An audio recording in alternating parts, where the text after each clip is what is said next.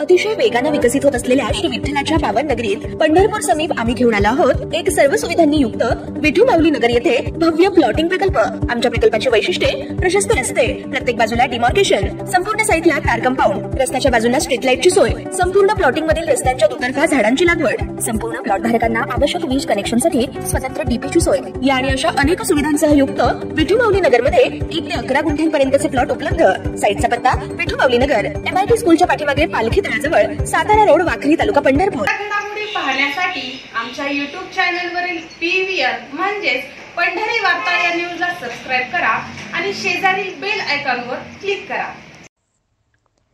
पंढरपूर कृषी उत्पन्न बाजार समितीचे सभापती, पंढरपूर पंचायत समितीचे सभापती, पांडुरंग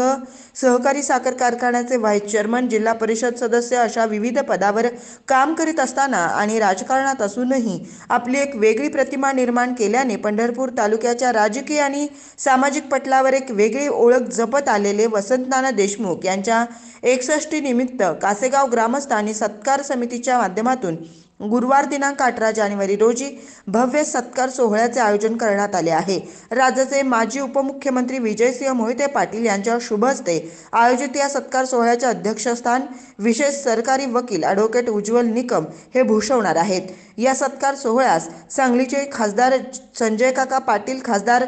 जयसिद्धेश्वर शिवाचार्य, आमदार सचिन कल्याण शेट्टी, आमदार शहाजी बापू पाटील, आमदार रणजितसिंह मोहिते पाटील, आमदार समाधान आवताडे, माजी आमदार प्रशांत परिचारक, आमदार यशवंत माने यांच्यासह अनेक मान्यवर, पांडुरंग परिवारातील विविध नेते मंडळी तसेच भाजपचे विविध पदाधिकारी उपस्थित राहणार आहेत। गुरुवार दिनांक 18 जानेवारी रोजी सायंकाळी 5 वाजता कासेगाव येथील दौलतराव देशमुख विद्यालयाच्या प्रांगणात आयोजित या सत्कार सोहळ्यासाठी उपस्थित राहण्याचे आवाहन संयोजकांच्या वतीने करण्यात आले आहे।